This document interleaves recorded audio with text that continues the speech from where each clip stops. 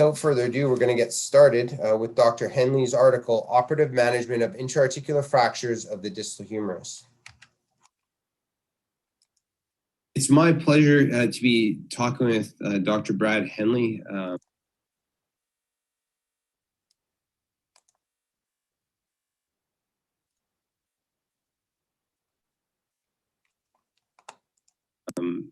He's from the University of Washington at Harborview Medical Center. He's currently clinically retired, but still busy with the faculty there. We're talking about his article from 1987, Operative Management of Intra-Articular Fractures of the Distal Humerus. Thank you for being with us, Dr. Henley. Now, I guess I really just want to start with, and this was a 5-year experience at Parkland Hospital in Dallas in the late 70s, early 80s. Can you discuss how this paper came about and what the impetus was for writing the paper? Sure. Let me go back to sort of UT Southwestern, Parkland. Bert Mooney became the chair in the mid-80s, and prior to his arrival, most of the fractures, I think throughout the United States, but especially in Texas, were treated conservatively. He was aware of the AO and its movement towards stable anatomic reduction and fixation, and he had a vision of moving orthopedic education in that direction at Parkland. In the late 70s, he talked with Martin Algover and got a visiting professor to come join the faculty for 2 years. That was Bernd Cloudy. One of Bernd's disciples was Larry Bone, who's a co-author on the paper. At the time we did the paper, he was doing his second residency with us, having graduated as a general surgeon from the University of Buffalo and being in practice, I think, for up to 7 years with his father. So based on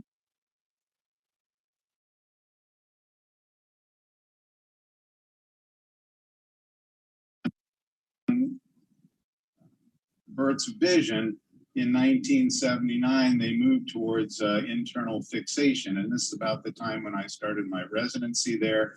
And it was during my residency that I saw these patients. I was interested in the surgery, which I thought was fairly unique, but I also saw the complications and felt that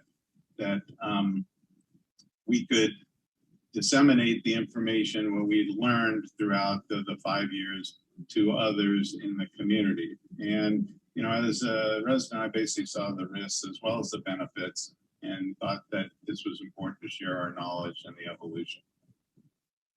That's great. Now, in this paper, it seems like, as you mentioned, things sort of evolve throughout those years. One of the takeaway points was that to use heavier plates, especially with some of the more comminuted fractures. How did your techniques sort of evolve in those early years? So the AO implants in the 70s were pretty early, and the initial supply was fairly limited. If you remember, half tubular plates with 4.5 screws were even used on both bone forearm fractures. And over the 70s, they evolved into more rigid plates, such as the DC plates, and then eventually the recon plates came out. But during the time of this study, at least early on, the main method of fixation was with third tubular plates, either on both columns, or if I recall, not all have that, usually 1/3 tubular plate on at least one column, and then either a lag screw or a positioning screw in the other column, or even K-wires. And we saw failures when the plates weren't stiff. The third tubular plates, weren't rigid, and we started early range of motion because we felt that was a benefit, and one of the principles of the AO of stable fixation and early motion. We also found that the plates weren't long enough to neutralize the bending forces, and we had some supracondylar non-unions, even though the intercondylar fractures had healed. So essentially, early on, we were using less stable fixation, those being third tubular plates with or without less stable on the contralateral column. And as we did this series and looked back, we found that you needed for sure more stiffer implants, and then gradually went to DC plates. And then as recon plates evolved, used those because they were used to contour to the bends of the columns. It should be noted that early on, the AO did not make both annealed and non-annealed recon plates. So they have different properties in terms of their stiffness, whether they're annealed or non-annealed. And you should be aware that those are both available, and you have to know which one you're using. Right on. Now, you had 29 of 33 patients in this series have osteotomies. And again, another one of the take-home messages was that the tension band fixation provided or produced a high complication rate, and you recommended the cannulated screw fixation. Can you talk about sort of how that evolved, and then how fixation of osteotomies evolved throughout your career? Yeah, certainly. I think of the osteotomies, 14 were fixed with K-wires and tension band wires, and that was a classic method of AO teaching. We found that it was difficult to impact the bent K-wires into the olecranon because of the cortex being so thick. And in order to impact them, sometimes we drill a couple of small holes and countersink them into the cortex. But most of them were left proud, as you can see by the X-ray images in the article. They were just impacted as best they could through the triceps. Let's see, we found, when we looked at that series, a lot of the K-wires backed out, irrespective of how they were, quote, buried, or that the tension band wires and K-wires could fail. They either bent or broke, leading to non-unions or delayed unions. The other half, another 14, were fixed with 6.5 screws, I think because the early failures we saw with the tension band wires.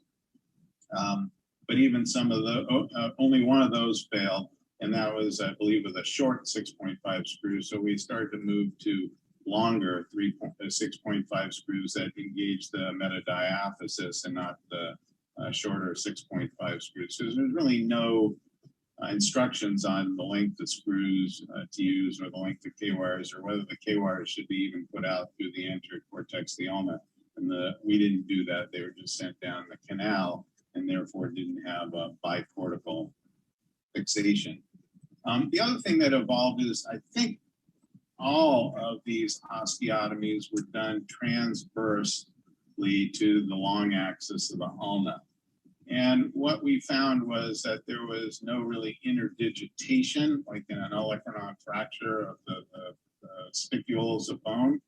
And that smooth surface just didn't lend itself to stability. What has happened since that time is we talked with others. We moved to a chevron osteotomy with the base of the chevron, in the olecranon, the apex, proximally into the metaphysis. And that gives both a rotational as well as bending stability. What we found with the transverse osteotomy and the 6.5 screws, because of the proximal bend of the ulna, if you inserted a long 6.5 screw, it's very stiff, and it tends to translate that osteotomy slightly and didn't give you the rigidity or the anatomical alignment that you would have liked, whereas the chevron positions that reduction well and maintains the stabilization. So other than changing the shape of the osteotomy, we've also now evolved to using plate fixation nearly 100% of the time, and we've looked at our case at Harborview, have essentially no non-unions. I mean, rigid fixation with a lag screw from the apex of the plate into the anterior cortex, and what we call the home run screw down the medullary canal from also the apex of the ulna, with a couple of 2 or 3 screws in the metadiaphysis. So essentially, it's an evolution from less rigid fixation that was weaker and failed to some more rigid fixation, and now even to the most rigid fixation with plates. Irrespective, I mean, the olecranon is subcutaneous, and some of these implants are symptomatic and have to be removed, but that's not routine. Great.